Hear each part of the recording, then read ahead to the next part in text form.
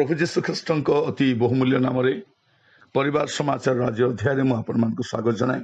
प्रभु आपण मान प्रत्येक को बाहुल्य रूपे आशीर्वाद करंतु। आज जो प्रसंग रे आमे आलोचना करिबा परिवार समाचार प्रसंग शीर्षक होउछि सावधान आपण पार्टी दुर्गंध बाहरुछि कि। आज प्रसंग होउछि सावधान आपण पार्टी दुर्गंध बाहरुछि कि। अनेक थर माने लोक मान सामना जीवा समय शंका करू टे दूर ठिया कथा था कि रुमाल देकी हाथ पार्टी हाथ रखिकी कथा था कि मुह टे बुले की कथा था माने बारंबार दी थर लेखा ब्रश कर माउथ फ्रेश नहीं था डॉक्टर परामर्श नहीं था ये मान पार्टी दुर्गंध बाहरी था आ प्रायतः यहाँ समस्त समस्या थाए। तेणु आम मझी मझे डॉक्टर पाखु जाऊ डेंटिस्ट पाखक जाऊ परामर्श नौ आम चेष्टा करूँ केमी आम पार्टी दुर्गंध बाहर ना कि आज आम प्रसंग सावधान चिंता करवा। आज प्रसंग होची सावधान आपण पार्टी दुर्गंध बाहर कि। पदे पढ़ा एफिसियो तार 4 पर्व 29 पद एटा लिखा जाए तुम मान मुखर कौन सी कुवाक्य निर्गत न हो बरंच आवश्यक अनुसार निष्ठाजनक वाक्य निर्गत हेउ जेपरि ताहा श्रोता मान अनुग्रह पक्ष हितजनक हम। एठारे मंडली को लेखु लेखु साधु पाउल लिखुं हठात एफिसी मंडली को जे तुम मुखर कौन सी कुवाक्य निर्गत न हो माने खराब कथा न बाहर मंद कथा न बाहर कुवाक्य न बाहर जहाँ दुर्गंधजनक जहाँ कहार लाभ को आसे ना कही लोक हितजनक नुहे बा शुणा लोक हितजनक नुहे। तेणु आज आम चिंता कर देखा आम पार्टी एमती किसी दुर्गंध बाहर कि ए प्रकार कौन सी कथा बाहर कि जहाँ भल नुहे जहाँ क्षतिकारक जहाँ शुणुवा लोक मान दुर्गंध स्वरूप अटे ए प्रकार कौन सी कथा बाहर कि आम बेले बेले देखू छोट पिला माने गुड़े कथा कहवा समय याड़ू सियाड़ू कही दिखती खराब कथा कही दिखती हठात बापा माता मुहर पार्टी बाड़ी दिखती हठात तागिद कर दे पार्टी बंद चुप चुप से कहती कहीं से याड़ू सियाड़ू कथा कहती भल शब्द व्यवहार करती ना। तेणु बेले बेले बापा माँ से मारिबार देखुचु।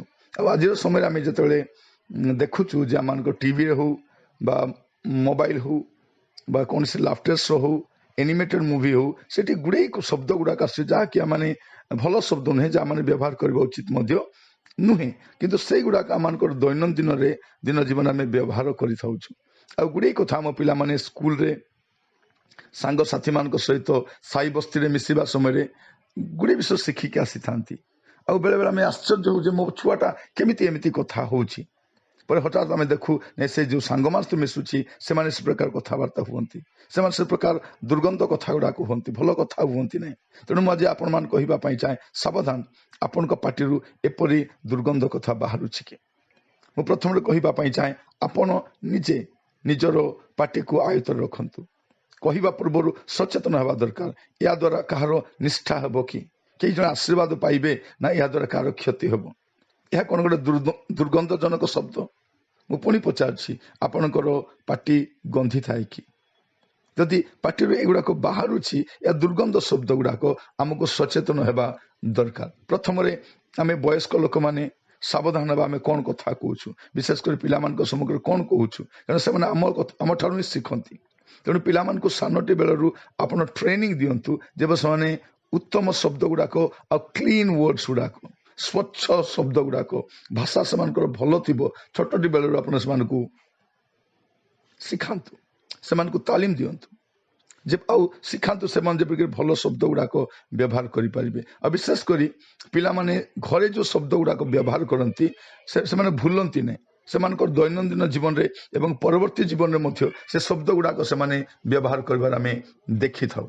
तो आज आम चिंता करुचु आम मुखर कि प्रकार शब्द बाहर कथा लिखा जाउछि। जदि आम देखा जाकुब तार 3 पर्व से जाकुब लिखुं 10 पदरे एक मुखर धन्यवाद अभिशाप निर्गत हुए हे मोर भाई माने एपरि हेबा उचित नुहे।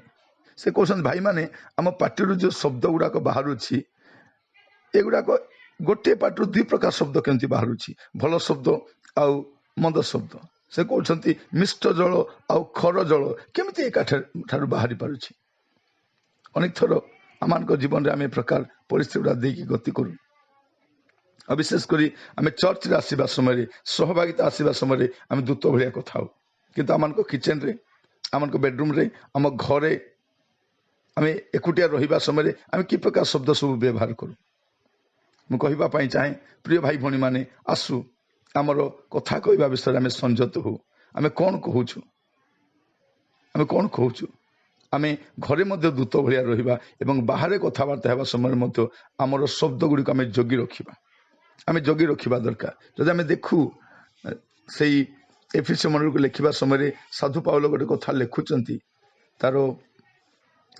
5 पर्व 4 पदरे एफिसी 5 पर्व 4 पदरे से कहते पुणी जहाँ जहाँ अनुपयुक्त एपरि कुत्सित व्यवहार बा असार कथा हास्य परिहास तुम मध्य न हो बरं धन्यवाद दि जाऊ से कौन कहते जहाँ जहाँ अनुपयुक्त एपरि कुत्सित व्यवहार बा असार कथा बा हास्य परिहास तुम मध्य न हो बाइबल देखो आम केते सुंदर भाव आमको तालीम दिए आम परमेश्वर शिखाइबा परमेश्वर आज मुझे कहवाई चाहे आपणकर पार्टी जो शब्द गुड़ाक बाहर ताहा दुर्गंधयुक्त ना सुगंधयुक्त आपणकर शब्द गुड़िक आपण कथा शुणापी लोक अपेक्षा करते ना आपण पार्टी खोलिले लोक मैंने कान बंद कर पलांती बेले बेले देखो अनेक लोक मैंने कहते शुणुवा इच्छा लगुव आज्ञा आउ टे कहतु भौणी आप कहतु और आपण पिला कथा शुणिले बहुत भल लगे कि बेले बेले जन कहते आज्ञा कथा शुणी हे ना आज्ञा एत कदर्य शब्द एत बड़ लोक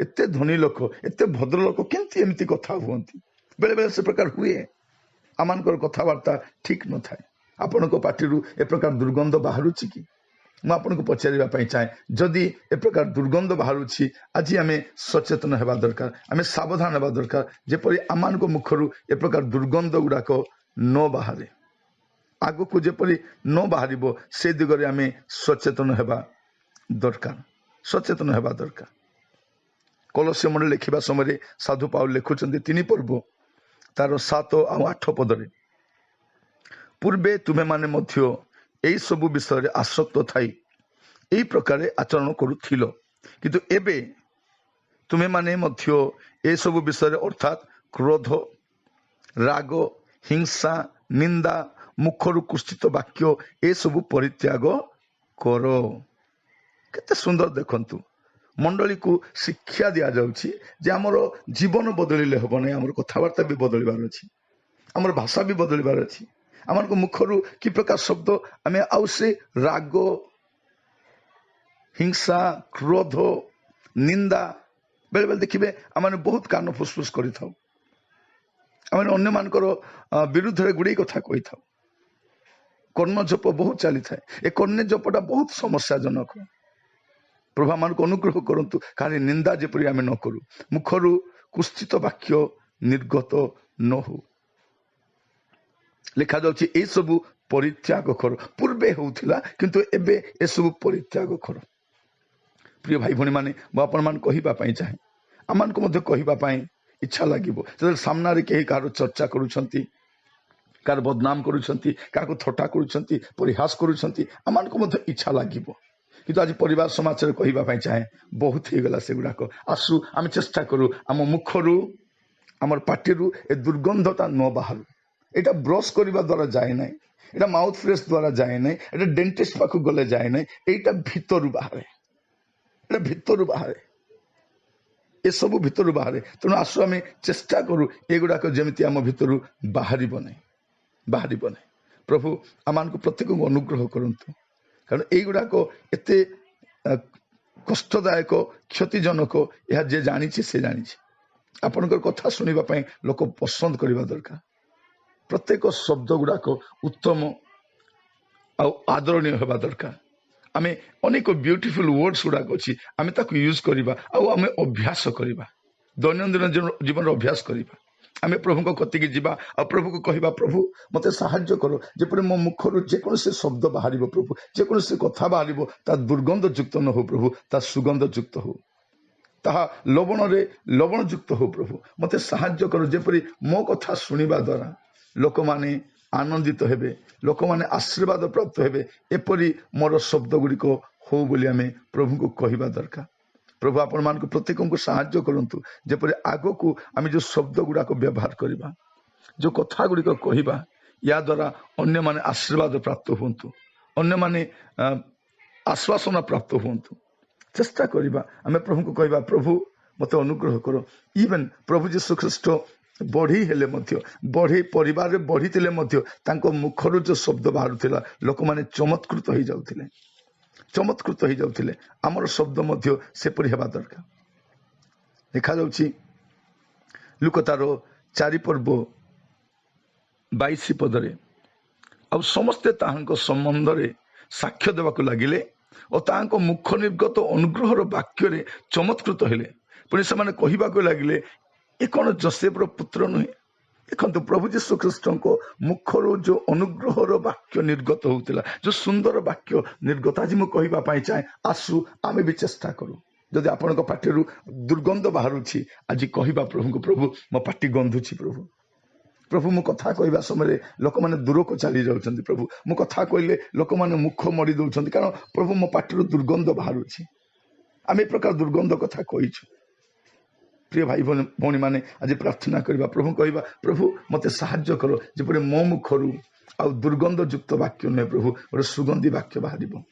ପ୍ରିୟ ଭାଇ ଭଉଣୀ ମାନେ ଆସୁ ପ୍ରତିଦିନ ଚେଷ୍ଟା କରିବା, ପ୍ରଭୁଙ୍କ ସହଯୋଗ ଲଢ଼ିବା। ପ୍ରଭୁ ମୋତେ ସାହାଯ୍ୟ କର, ମୋ ମୁଖ ଆଗରେ ଗୋଟେ ପ୍ରହରୀ ରଖ ପ୍ରଭୁ, ଯେପରି କ'ଣ କହିବା ଉଚିତ ଆଉ କ'ଣ କହିବା ଉଚିତ ନୁହେଁ ତାହା ମଧ୍ୟ ମୁଁ ଜାଣିପାରେ। ଗୀତ ସଂହିତା 45:2 ଲେଖାଯାଉଛି, ତୁମେ ମନୁଷ୍ୟ ସନ୍ତାନଗଣ ଅପେକ୍ଷା ଅଧିକ ସୁନ୍ଦର, ତୁମ ଓଷ୍ଠାଧରରେ ଅନୁଗ୍ରହ ଢଳା ଯାଇଅଛି। ଏହେତୁ ପରମେଶ୍ୱର ତୁମକୁ ଅନନ୍ତ କାଳ ଆଶୀର୍ବାଦ କରିଅଛନ୍ତି। ପ୍ରିୟ ଭାଇ ଭଉଣୀ ମାନେ ଆମ ମୁଖରୁ ଗୋଟେ ସୁନ୍ଦର କଥା ବାହାରିବା ଦରକାର। ଲେଖାଯାଉଛି, ତୁମେ ମନୁଷ୍ୟ ସନ୍ତାନଗଣ ଅପେକ୍ଷା ଅଧିକ ସୁନ୍ଦର, କାହିଁକି?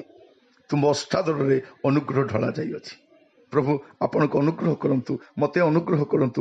ଆସନ୍ତୁ ଶିଖିବା ଆଉ ଚେଷ୍ଟା କରିବା ଯେପରି ଆମ ପାଟିରୁ ଆଉ ଦୁର୍ଗନ୍ଧ ନ ବାହାରେ। ସାବଧାନ ହେବା, କାହିଁକି ଆମେ ଯାହା କହୁଛୁ କହିଲେ କିଛି ସରିଗଲା ନାହିଁ, କହିଲା ପରେ ତାର ବିଚାର ମଧ୍ୟ ଅଛି। ଆମେ ଗୁଡ଼େ ଅସାର କଥା କହିପାରୁ, ଆମେ ଗୁଡ଼େ ଇଆଡ଼ୁ ସିଆଡ଼ୁ କଥା କହିପାରୁ, କିନ୍ତୁ ଗୋଟେ ସମୟ ଆସିବ ଆପଣଙ୍କୁ ତାର ହିସାବ ଦେବା ପାଇଁ ପଡ଼ିବ। ମାଥ୍ୟୁ ତାର 12 ପର୍ବ ତାର 36 ଆଉ 37 ଲେଖାଯାଉଛି, କିନ୍ତୁ ମୁଁ ତୁମାନଙ୍କୁ କହୁଅଛି, ମନୁଷ୍ୟମାନେ ଯେକୌଣସି ଅସାର କଥା କହନ୍ତି, ବିଚାର ଦିନରେ ସେମାନେ ସେଥିରେ ଉତ୍ତର ଦେବେ। ତେଣୁ ତୁମ ବାକ୍ୟ ଦ୍ୱାରା ତୁମେ ନିର୍ଦ୍ଦୋଷ ଓ ତୁମ ବାକ୍ୟ ଦ୍ୱାରା ତୁମେ ଦୋଷୀ ବୋଲି ପ୍ରମାଣିତ ହେବ। କେତେ ବଡ଼ ବିଷୟ ଲେଖାଯାଉଛି ଦେଖନ୍ତୁ। ଆମର କଥା ଦିନେ ବିଚାରିତ ହେବ, ଆମର ଦୁର୍ଗନ୍ଧ କଥା, ଆମ ପାଟିରୁ ଯେଉଁ ଦୁର୍ଗନ୍ଧ ଗୁଡ଼ାକ ବାହାରୁଛି ଦିନେ ତାର ବିଚାର ହେବ। ତେଣୁ ଆସୁ ଚେଷ୍ଟା କରିବା, ପରିବାର ମଧ୍ୟରେ, ପ୍ରତିବାସୀ ମଧ୍ୟରେ, ସହକର୍ମୀମାନଙ୍କ ମଧ୍ୟରେ, ମଣ୍ଡଳୀ ମଧ୍ୟରେ, ଅନୁଷ୍ଠାନ ମଧ୍ୟରେ, ଦେଶ ମଧ୍ୟରେ, ସହନାଗରିକ ମାନଙ୍କ ମଧ୍ୟରେ ଆମେ ଯେତେବେଳେ କଥାବାର୍ତ୍ତା କରୁଛୁ, ଚେଷ୍ଟା କରିବା ଯେପରି ଆମ ପାଟିରୁ ଦୁର୍ଗନ୍ଧ ନ ବାହାରିବ। ଆଜି ପ୍ରାର୍ଥନା ଟିକେ କରିବା, ମୁଁ କରିବା ପାଇଁ ଚାହେଁ। ଅନୁଗ୍ରହକାରୀ ପିତା, ଆଜି ଦେଇଥିବା ଶିକ୍ଷା ପାଇଁ ଧନ୍ୟବାଦ। ଆଜିର ପରିବାର ସମାଚାରର ଏହି ପ୍ରସଙ୍ଗଟି ପ୍ରଭୁ ଆମ ପାଇଁ ଅତି ଜରୁରୀ ଥିଲା ପ୍ରଭୁ, କାରଣ ଆମମାନଙ୍କ ମୁଖରୁ ଦୁର୍ଗନ୍ଧ ବାହାରେ, ଅନେକଙ୍କ ମୁଖରୁ ଦୁର୍ଗନ୍ଧ ବାହାରେ। ଆଉ ପ୍ରଭୁ ଅନେକ ପ୍ରଭୁ ଆମର ଦୁର୍ଗନ୍ଧ ବାକ୍ୟ ଦ୍ୱାରା ପ୍ରଭାବିତ ହୁଅନ୍ତି, ଅନେକ ଘୃଣା କରି ଚାଲିଯାଆନ୍ତି, ଅନେକ ମୁହଁ ମୋଡ଼ି ଦିଅନ୍ତି। ପ୍ରଭୁ ଆମେ ପାଟି ଖୋଲିବା କ୍ଷଣି ଲୋକମାନେ ଶୁଣିବା ପାଇଁ ପସନ୍ଦ କରନ୍ତି ନାହିଁ, ପ୍ରଭୁ ଦୂରେଇ ଯାଆନ୍ତି, କାରଣ ଆମ ପାଟିରୁ ଦୁର୍ଗନ୍ଧ ବାହାରେ। ପ୍ରଭୁ ମୁଁ ପ୍ରାର୍ଥନା କରୁଛି, ଆଜି ପରଠାରୁ ଆମର ଦୁର୍ଗନ୍ଧ ଦୂର ହଉ ପ୍ରଭୁ, ଦୂର ହଉ ପ୍ରଭୁ। ପ୍ରତିଦିନ ଯେପରି ଆମର ଓଷ୍ଠାଧର ପ୍ରଭୁ ସଫା ହେବ, ଆମର ପାଟି ସଫା ହେବ ପ୍ରଭୁ, ଏଥିପାଇଁ ଦୟାକରି ସାହାଯ୍ୟ କର। ଯେପରି ଆମର ବାକ୍ୟ ଦ୍ୱାରା ଅନ୍ୟମାନେ ଆଶୀର୍ବାଦ ପ୍ରାପ୍ତ ହେବେ, ସାନ୍ତ୍ୱନା ପ୍ରାପ୍ତ ହେବେ, ଆନନ୍ଦ ପ୍ରାପ୍ତ ହେବେ, ପୁଣି ଆମ କଥା ଶୁଣିବା ପାଇଁ ପ୍ରଭୁ ଆମ କତିକି ଆସିବେ ପ୍ରଭୁ, ଏ ପ୍ରକାର ଅନୁଗ୍ରହ କରନ୍ତୁ। ପ୍ରଭୁ ପ୍ରାର୍ଥନା ଶୁଣିଥିବାରୁ ଆପଣଙ୍କୁ ଧନ୍ୟବାଦ ଦିଏ, ଧନ୍ୟବାଦ ଦିଏ ପ୍ରଭୁ। ପ୍ରତ୍ୟେକଙ୍କୁ ସାହାଯ୍ୟ କର ଯେପରି ପ୍ରଭୁ ଆମ ପାଟିରୁ ଆଉ ଦୁର୍ଗନ୍ଧ ନ ବାହାରିବ। ଦୟାକରି ସାହାଯ୍ୟ କର ପ୍ରଭୁ। ଆପଣ ତ ପରମ ବୈଦ୍ୟ ଅଟନ୍ତି ପ୍ରଭୁ, ଆପଣ ବେଷ୍ଟ ଡକ୍ଟର ଅଟନ୍ତି। ଆମମାନଙ୍କୁ ଚିକିତ୍ସା କରନ୍ତୁ ପ୍ରଭୁ, ଯେପରି ପାଟିରୁ ଦୁର୍ଗନ୍ଧ ବାହାରିବ ନାହିଁ। ପ୍ରତ୍ୟେକଙ୍କୁ ଆଶୀର୍ବାଦ କରନ୍ତୁ। ପ୍ରାର୍ଥନା ଶୁଣିଥିବାରୁ ଧନ୍ୟବାଦ, ଆଦର ମହିମା ଆପଣଙ୍କୁ ଦେଇ ପ୍ରାର୍ଥନା ମୋର ପ୍ରାଣର ପ୍ରିୟ ଯୀଶୁଙ୍କ ନାମରେ ମାଗିଲି, ଆମେନ୍, ଆମେନ୍। ପ୍ରଭୁ ଆପଣମାନଙ୍କୁ ପ୍ରତ୍ୟେକଙ୍କୁ ଆଶୀର୍ବାଦ କରନ୍ତୁ। ମୁଁ ବିଶ୍ୱାସ କରେ ଆଜିର ପ୍ରସଙ୍ଗ ସାବଧାନ ଆପଣଙ୍କ ପାଟିରୁ ଦୁର୍ଗନ୍ଧ ବାହାରୁଛି କି ନିଶ୍ଚିତ ଭାବରେ ଆପଣଙ୍କ ପାଇଁ ଲାଭଦାୟକ ହେଇଥିବ। ଆପଣ ଶୁଣନ୍ତୁ, ଆପଣଙ୍କ ପ୍ରିୟଜନମାନଙ୍କୁ ମଧ୍ୟ ଶୁଣିବା ପାଇଁ ଦିଅନ୍ତୁ, ଯେପରି ଆଗାମୀ ସମୟରେ ଆମର ଚତୁଃପାର୍ଶ୍ୱରେ ଆମେ ଉତ୍ତମ କଥାବାର୍ତ୍ତା ହେବା। ଆମ ଘରେ, ଆମର ଚତୁଃପାର୍ଶ୍ୱରେ ଆମର କଥାବାର୍ତ୍ତା ଦ୍ୱାରା ଲୋକମାନେ ଆନନ୍ଦିତ ହେବେ, ଆହ୍ଲାଦିତ ହେବେ, ଆଉ ଆମମାନେ ପ୍ରଭୁଙ୍କର ଗୌରବ କରିପାରିବା। ଏ ପ୍ରକାର ହଉ। ପ୍ରଭୁ ଆପଣମାନଙ୍କୁ ଆଶୀର୍ବାଦ କରନ୍ତୁ। ଯଦି ଆପଣଙ୍କର ପରିବାର ବର୍ଗରୁ କେହି ଶୁଣୁନାହାନ୍ତି, ଦୟାକରି ଶୁଣିବା ପାଇଁ ସେମାନଙ୍କୁ ଅନୁରୋଧ କରନ୍ତୁ।